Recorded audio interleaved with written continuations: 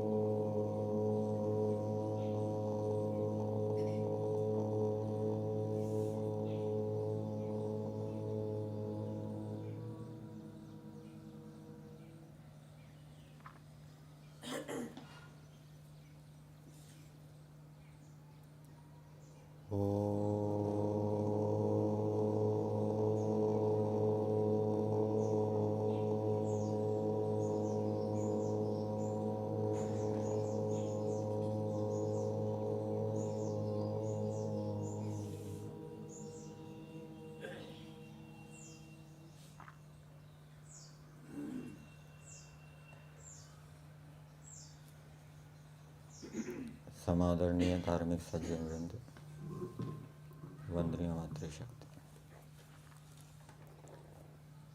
परमेश्वर ने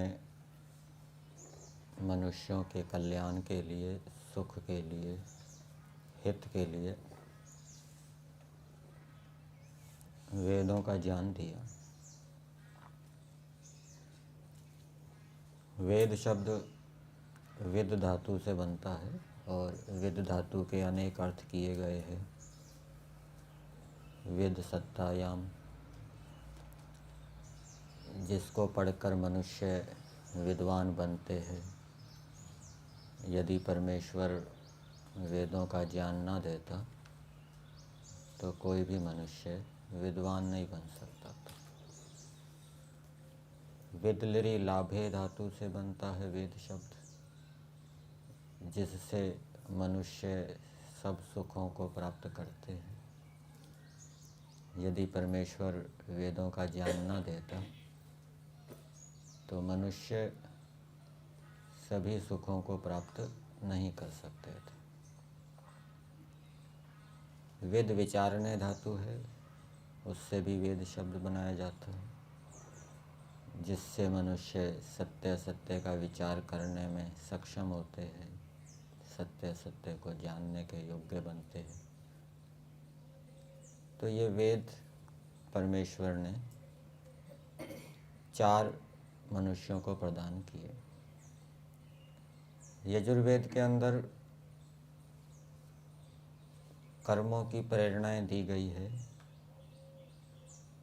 कौन कौन से कर्म मनुष्यों को करने चाहिए, उनको करने की प्रेरणाएं दी है, विधान किया है। कौन कौन से कर्म मनुष्यों को नहीं करने चाहिए, उनसे हटने की प्रेरणाएं दी है, निषेध किया है। और सामवेद उपासना का वेद बताया जाता है। ईश्वर की उपासना का विधान है। विद्वानों की भी उपासना करनी चाहिए, परंतु सर्वोत्तम उपास्य इष्ट देव परमेश्वर को कहा गया। तो इन वेदों के अनुसार जब मनुष्य उपासना पूर्वक, ज्ञान पूर्वक अच्छे कर्मों को करते हैं और बुरे कर्मों से बचते हैं, भक्ति पूर्वक ईश्वर की आज्ञाओं का पालन करते हैं, तो अथर्ववेद के अंदर बताया है, पीतवी सोमो वा वृधे। परमेश्वर ऐसे उपासकों की जो श्रद्धापूर्वक उसकी आज्ञा का पालन करते हैं, उनकी भक्ति को स्वीकार करते हैं, पान करते हैं, पीतवी पीकर, वा वृधे वो परमेश्वर उन उपासकों को बढ़ाता है। किनको बढ़ाता है? जो मनुष्य प्रेम पूर्वक ईश्वर की आज्ञाओं का पालन करते हैं, अपने धर्मों का, कर्तव्यों का न्याययुक्त व्यवहार करते हैं। उपासकों को बढ़ाने का मतलब क्या है? जीवात्मा तो बढ़ता नहीं है, अर्थात जीवात्मा अच्छे अच्छे नैमित्तिक गुण कर्म स्वभावों से युक्त होता है। अच्छे अच्छे गुण कर्म स्वभावों में उसकी श्रद्धा विश्वास बढ़ते हैं और वो उनको अपने जीवन के अंदर धारण करता है। और जैसे कि कल भी बताया था मैंने, उदाहरण दिया था, जैसे कोई बलवान सेनापति है, वो शत्रुओं का विनाश करता है। इसी प्रकार से परमेश्वर भी सुबाहु अंधसो मदे, अन्न की मदे, ये सप्तमी विभक्ति है, अन्न की प्रसन्नता में, भक्ति रस रूपी अन्न की प्रसन्नता में, जब उपासक प्रेम पूर्वक ईश्वर की आज्ञा का पालन करते हैं तो उनकी इस भक्ति को स्वीकार करता हुआ प्रसन्न होकर परमेश्वर उपासकों के काम आदि शत्रुओं का विनाश करता है। जैसे सेनापति शत्रुओं का विनाश करता है, वैसे ही ईश्वर भी उपासकों के काम आदि शत्रुओं को नष्ट करता है। और एक जगह आया है अथर्ववेद के अंदर, मदोहो धारा भी अज्जसे। इसका अर्थ किया है, पीछे एक मैंने उदाहरण दिया था कि परमेश्वर को अग्नि रूप कहा गया है, और जब हम परमेश्वर की आज्ञाओं का प्रेम पूर्वक पालन करते हैं तो परमेश्वर रूपी अग्नि के अंदर एक प्रकार से हम आहुतियाँ डाल रहे होते हैं, और उन आहुतियों के डालने से परमेश्वर रूपी जो अग्नि है वो बढ़ती है। और इस मंत्र में कहा धारा भी ही अज्जसे, जैसे पेड़ को सिंचन किया जाता है, जल से सिंचन किया जाता है, जल से पेड़ को सिंचित करने से पेड़ बढ़ता है, इसी प्रकार से उपासक की भक्ति पूर्वक आज्ञा का पालन करने से परमेश्वर भी उसके हृदय में बढ़ता है। हृदय में बढ़ने का मतलब क्या है?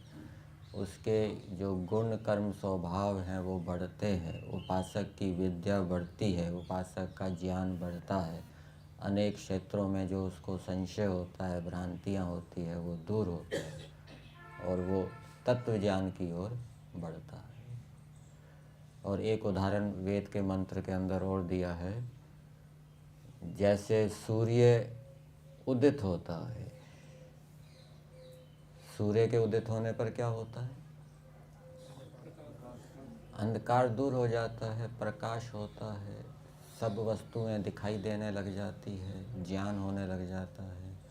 इसी प्रकार से परमेश्वर रूपी सूर्य भी उदित होता है। किसके लिए उदित होता है? वेद के मंत्र में बताया, उद घेदबी श्रुतम अघम वृषभम नर्यापसम अस्तारम एशी सूर्य उदेशी। हे परमेश्वर, तुम उदय होते हो। किसके लिए उदय होते हो? जो श्रुतम, जो उत्तम गुण कर्म स्वभावों में प्रसिद्ध है जगत के अंदर, जो वृषभम, जो उपदेशों की विद्याओं की वर्षा करता है लोगों के ऊपर, प्रजाओं के ऊपर, और नर्यापसम, नर से नर्य बना है, जिसके जो कर्म हैं मनुष्यों के लिए हितकारी हैं, और अस्तारम, जिसने अपने पाप रूपी शत्रुओं को दूर कर दिया है, ऐसे मनुष्य के लिए परमेश्वर रूपी सूर्य उदित होता है। और जब परमेश्वर रूपी सूर्य उदित होता है तो फिर उसको सब कुछ दिखने लगता है, उसका ज्ञान हटने लगता है, ठीक ठीक वस्तुओं का बोध होने लगता है, चाहे आत्मा के विषय में है, चाहे शरीर आदि पदार्थों के विषय में। आज के मंत्र में भी यजुर्वेद का 35वां अध्याय 15वां मंत्र, जिसका आज स्वाध्याय किया गया, ईश्वर की प्रेरणाएं हैं, कौन सा कर्म करना चाहिए, कौन सा कर्म नहीं करना चाहिए, और ईश्वर की आज्ञाओं का यदि हम पालन करेंगे तो उस कर्म से हमें क्या लाभ होगा, वो मंत्र के अंदर बताया है। मंत्र है इमं जीवेभ्यः परिधिं ददामि मा येषां नो गात् परो अर्थम एतम शतं जीवन्तु शरदः पुरुचि अंतर्मृत्युम ददताम पर्वतेन। इस मंत्र को परमेश्वर स्वयं बोल रहा है। कुछ दूसरे मंत्र होते हैं जिसमें विद्वान बोल रहे होते हैं, सेनापति बोल रहा होता है, राजा बोल रहा होता है। ये मंत्र परमेश्वर स्वयं सीधा जीवात्माओं को उपदेश दे रहा है। 3 प्रकार की ऋचाएं बताई थी पहले, कौन कौन सी? एक परोक्षकृता ऋचा होती है, दूसरी प्रत्यक्षकृता ऋचाएं होती हैं, और तीसरी आध्यात्मिक ऋचाएं होती हैं। परोक्षकृताएं ऋचाएं कौन सी है? इंद्राय साम गायत, इंद्र परमेश्वर के लिए साम गान का गायन करो, ये प्रथम पुरुष में आपको मिलेगी। प्रत्यक्षकृता ऋचाएं आपको मध्यम पुरुष में मिलेगी, त्वं ही नः पिता वसो त्वं माता शतं क्रतो बभूवित, शतक्रतो बभूवित। और आध्यात्मिक ऋचा वो परमेश्वर स्वयं बोलता है, अहम भूमिम आददाम आर्य, और ये वैसा ही है। अहम दधामि मंत्र में क्या है? इमं जीवेभ्यः परिधिम दधामि, जीवों के लिए मैं इस परिधि मर्यादा को व्यवस्थित करता हूँ, ये परमेश्वर स्वयं कह रहा है। इस मंत्र की भूमिका में दिया है, फिर उसी विषय को अगले मंत्र में कहा है। वैसे ये विषय यहाँ पर अगले जो मंत्र में दिया है वो वाला विषय लेना चाहिए। उसमें दिया है कौन मनुष्य दीर्घ अवस्था वाले होते हैं। इसकी भूमिका ये रहेगी, कौन मनुष्य दीर्घ अवस्था वाले होते हैं। ये भूमिका नहीं लेनी चाहिए कौन मोक्ष को पाते हैं। ये कुछ मुद्रण में गलती हो गई है, ऐसा दिख रहा है। तो कौन मनुष्य दीर्घ अवस्था को प्राप्त होते हैं, उसका उत्तर इस मंत्र के अंदर मिलेगा और भावार्थ के अंदर भी हमें मिलेगा। भावार्थ के अंदर दिया है,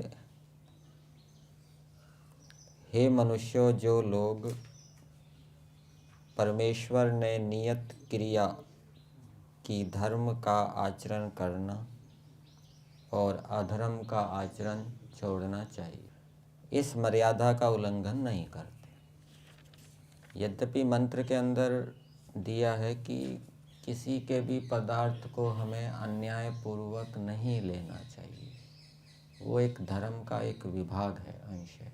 धर्म बहुत विस्तृत है, वो उपलक्षण के रूप में दिया है, वो अस्तेय के अंतर्गत आ जाएगा। धर्म के अंतर्गत अहिंसा भी होता है, ब्रह्मचर्य भी होता है, सत्य भी होता है, अपरिग्रह भी होता है। केवल एक अंश दिया है मंत्र के अंदर, क्या? मानो गात परो अर्थम एतम, कि दूसरे के पदार्थों को तुम अन्यायपूर्वक मत ग्रहण करो। लेकिन भावार्थ में क्या दिया है? जो अधर्म को छोड़कर धर्म का आचरण करते हैं, इस मर्यादा का उल्लंघन नहीं करते, फिर अन्याय से दूसरे के पदार्थों को नहीं लेते, ये भी दे दिया मंत्र वाला भाग। वे निरोग होकर 100 वर्ष तक जी सकते हैं। मंत्र में आया शतम जीवंतु शरदः पुरुचि। ये परमेश्वर स्वयं कह रहे हैं, एक प्रकार से आशीर्वाद दे रहे हैं धार्मिक मनुष्यों को। शतम जीवंतु, तुम 100 वर्षों तक जियो। बहुत वर्षों वाले जो 100 वर्ष हैं उनको आप जियो। तो वे निरोग होकर 100 वर्ष तक जी सकते हैं और ईश्वर विरोधी, ईश्वर आज्ञा विरोधी नहीं। फिर एक बात और बताई है मंत्र के अंदर, पर्वतेन मृत्युम अंतर्दधताम, पर्वत से मृत्यु को दबाओ। पर्वत का अर्थ यहाँ पे ज्ञान किया है, ब्रह्मचर्य किया है। उसी से संबंधित भावार्थ के अंदर पंक्ति है, जो पूर्ण ब्रह्मचर्य से विद्या पढ़कर आयु को, पूर्ण आयु को यदि प्राप्त करना है, बीच में यदि हम मृत्यु को प्राप्त ना हो, अकाल मृत्यु हमारी ना हो, उसके लिए क्या करना पड़ेगा? ब्रह्मचर्य का पालन भी करना पड़ेगा और विद्या की प्राप्ति भी करनी पड़ेगी। और इन दोनों का आपस में संबंध है। जो विद्या की, जिसकी विद्या में रुचि नहीं है, वो ब्रह्मचर्य का पालन नहीं कर पाएगा। केवल एक व्यक्ति ऐसा कहे कि मैं ब्रह्मचर्य का पालन करूँगा और विद्या में उसकी कोई रुचि है ही नहीं, शास्त्र को पढ़ता ही नहीं, याद नहीं करता, वो ब्रह्मचर्य का पालन नहीं कर पाएगा। दोनों बातें। तो पूर्ण ब्रह्मचर्य से विद्या पढ़कर धर्म का आचरण करते हैं। फिर धर्म का आचरण भी है साथ में, केवल विद्या पढ़नी नहीं है, उसको व्यवहार के अंदर भी लाना है। तो इस प्रकार से जो ब्रह्मचर्य पूर्वक विद्या पढ़कर धर्म का आचरण करते हैं, उनको मृत्यु मध्य में नहीं दबाता। अंतर ददताम, अंतः का अर्थ क्या होता है? बीच में, बीच में उनको मृत्यु ना दबावे। तो मंत्र के अंदर शब्द दिए हैं, इमं जीवेभ्यः परिधिम ददामि। ये एक वाक्य है, अहम करता है इसका। परमेश्वर कह रहा है, अहम जीवेभ्यः, मैं जीवों के लिए, इमं परिधिम, इस परिधि को, दधामि, व्यवस्थापित करता हूँ। इमं कौन से लिंग का है?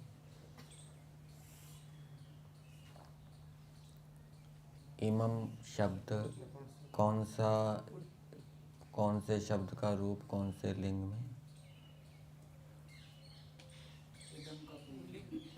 इदम का पुल्लिंग में है। नपुंसक लिंग में तो इदम होता है, इदम इमे इमानी। और स्त्रीलिंग में क्या होता है? इयम, इयम इमे इमा, इमाम इमे इमा, इमाम होता है स्त्रीलिंग में। और पुल्लिंग में क्या होता है? इमम। परिधि शब्द पुल्लिंग में है, ठीक है।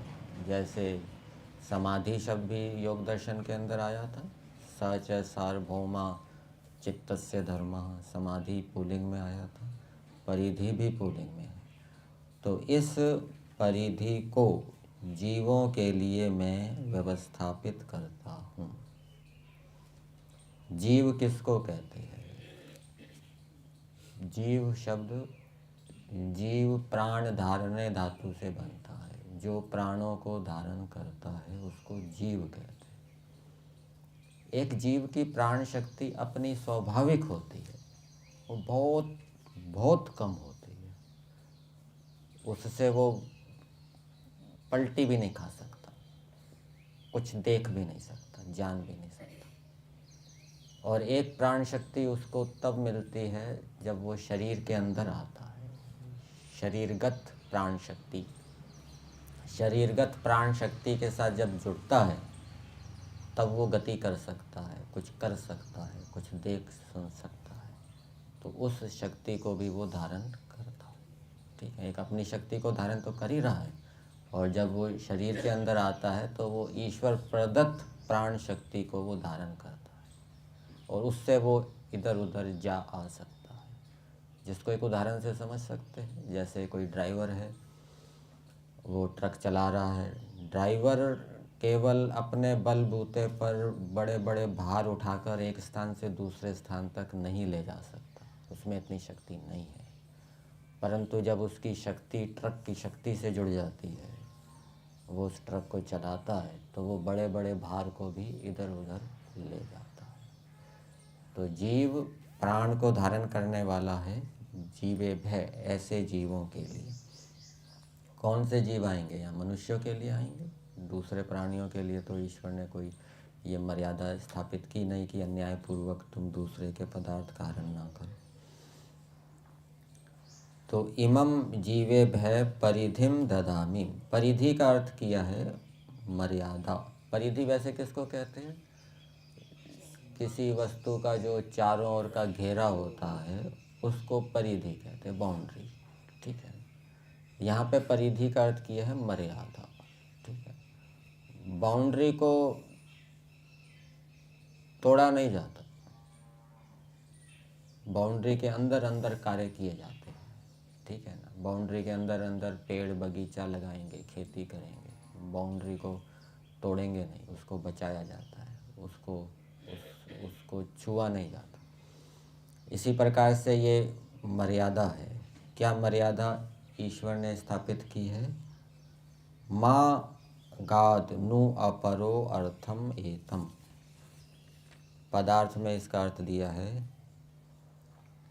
एशाम, इन जीवों के, एतम परिश्रम से प्राप्त किए, अर्थम द्रव्य को, अपराह अन्य कोई नहीं, न माँ नहीं, नु शीघ्र, गात प्राप्त कर लेवे।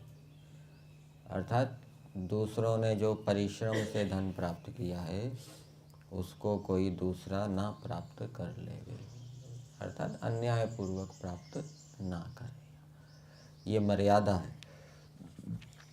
फिर आगे दिया है शतम जीवंतु शरदः पुरुषी, तो जो इस प्रकार से न्याययुक्त व्यवहार करते हैं, अन्याययुक्त व्यवहार नहीं करते, ऐसे जीवों के लिए परमेश्वर आशीर्वाद देते हैं कि तुम 100 वर्षों तक जियो। अन्यायपूर्वक अर्थ का सेवन किया जाता है, पदार्थों का सेवन किया जाता है। ब्रह्मचारी हैं, गुरुकुल के अंदर रह रहे हैं, उनको सुख सुविधाएं दी जाती है, साधन दिए जाते हैं, खाने पीने की व्यवस्थाएं की जाती है, समाज की ओर से की जाती है, संस्था की ओर से की जाती है। परंतु यदि ब्रह्मचारी संस्था के नियमों का पूरी शक्ति से पालन नहीं करते, जिस प्रयोजन के लिए उन्हें ये सुविधाएं दी जा रही है, और वो प्रयोजन विद्यालय के जो हम प्रचारित करते हैं कि विद्यालय के अंदर ये नियम है, इन नियमों का पालन करते हैं ब्रह्मचारी, ठीक है ना, उसके आधार पे दिया जाता है कि ये ब्रह्मचारी अच्छा काम कर रहे हैं, वेद शास्त्रों को पढ़ रहे हैं, दर्शन पढ़ रहे हैं, इनकी दिनचर्या अच्छी है। और यदि ब्रह्मचारी नियमों का पालन पूरी शक्ति से नहीं करते तो वो अधार्मिक है, अन्यायपूर्वक समाज के अन्न का सेवन कर रहे हैं, उनको ईश्वर का आशीर्वाद प्राप्त नहीं होगा। बहुत से ब्रह्मचारी ऐसे वो कहते हैं मेरे में शक्ति नहीं है, मेरे में सामर्थ्य इतना है, मैं नहीं कर सकता। सामर्थ्य है, सामर्थ्य होते हुए भी व्यक्ति अज्ञानता के कारण ये कहता है मेरे में ये सामर्थ्य नहीं। वेद ये कहता है कि तीनों क्षेत्रों में रुचि होनी चाहिए। कौन कौन से 3 क्षेत्रों में? ध्यान में भी रुचि होनी चाहिए, पढ़ने में भी रुचि होनी चाहिए, और सेवा कार्य में भी रुचि होनी चाहिए। ज्ञान, कर्म और उपासना। ध्यान में यदि रुचि है, पढ़ने में रुचि नहीं है, सेवा में रुचि नहीं है, परोपकार में रुचि नहीं है, दान में रुचि नहीं है, तो उस व्यक्ति का जीवन विफल हो जाएगा। पढ़ने में रुचि है लेकिन ध्यान में रुचि नहीं है, सेवा में रुचि नहीं है, ऐसे व्यक्ति का जीवन भी क्या है? विफल हो जाएगा। और जिसकी सेवा में रुचि है, ध्यान में रुचि नहीं है, विद्या में रुचि नहीं है, उसका जीवन भी क्या है, विफल हो जाए। इसलिए तीनों क्षेत्रों में रुचि को उत्पन्न करना चाहिए। और यदि रुचि नहीं है तो व्यक्ति उस क्षेत्र में अपनी शक्ति लगाएगा ही नहीं। उसको काम दिया जाएगा, अनमने मन से करेगा, पूरी शक्ति से नहीं करेगा। पूरी शक्ति से कर सकता था यदि रुचि होती। रुचि ना होने के कारण वो पूरी शक्ति नहीं लगाएगा। ये उस व्यक्ति का दोष है, उसने रुचि उत्पन्न नहीं की। और अध्यापकों का भी दोष है, उन्होंने ऐसी प्रेरणाएं नहीं दी,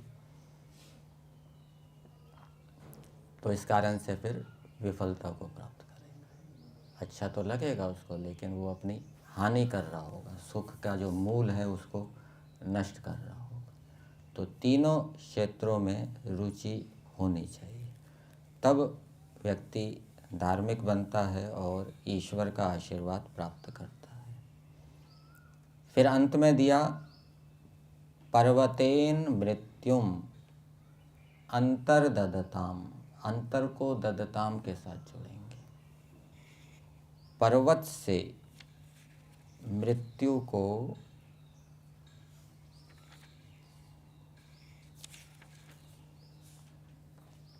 दबाओ, दूर करो। ददताम कौन सा रूप है?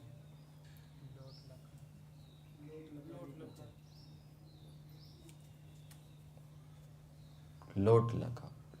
कौन सा पुरुष?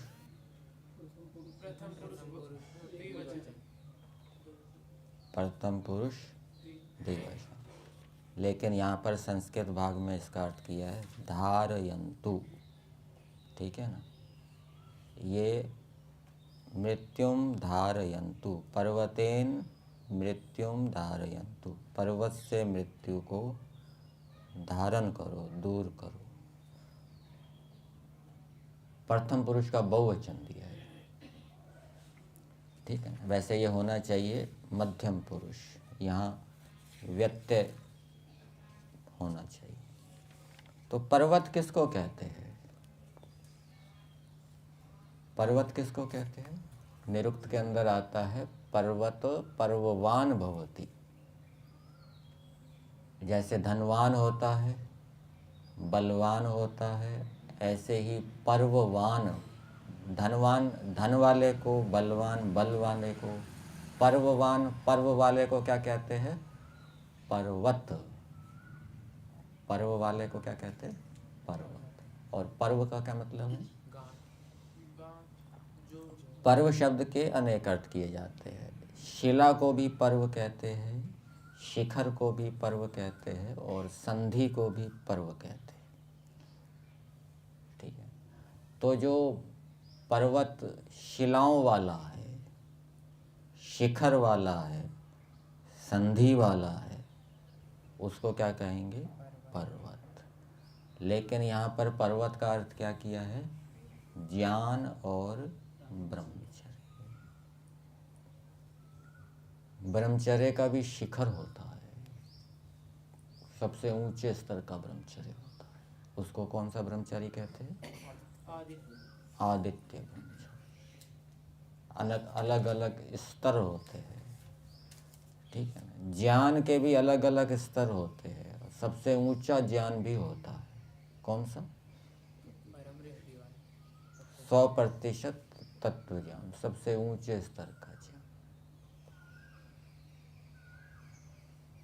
असंप्रज्ञात समाधि के लिए भी कौन सा ज्ञान चाहिए? सत्पुरुष अन्यता ख्याति। उससे परवैराग्य होगा, फिर समाधि की प्राप्ति हो। तो ज्ञान के भी अलग अलग स्तर हैं, ब्रह्मचर्य के भी अलग अलग स्तर हैं, उनकी संधियाँ भी हैं, संयोग भी है। इन कारण से उनको क्या कहा है? पर्वत। तो पर्वत से, ब्रह्मचर्य से और ज्ञान से इस मृत्यु को दबाओ। तो ज्ञान भी जरूरी है और ब्रह्मचर्य भी आवश्यक है। तो ये ईश्वर की न्याय व्यवस्था है। ईश्वर की न्याय व्यवस्था ये है कि जो अन्याय पूर्वक किसी के पदार्थों को ग्रहण नहीं करता, उपलक्षण के रूप में है, अर्थात अधर्म आचरण जो नहीं करता, जो धार्मिक है, वो क्या है, अधिक आयु तक जीता है। और साथ साथ में जो ब्रह्मचर्य का पालन भी करता है, ब्रह्मचर्य उसके अंतर्गत आ जाता है। अथर्ववेद के अन्य मंत्र में भी आता है, ब्रह्मचर्येन तपसा देवा मृत्युम अपाग्नता।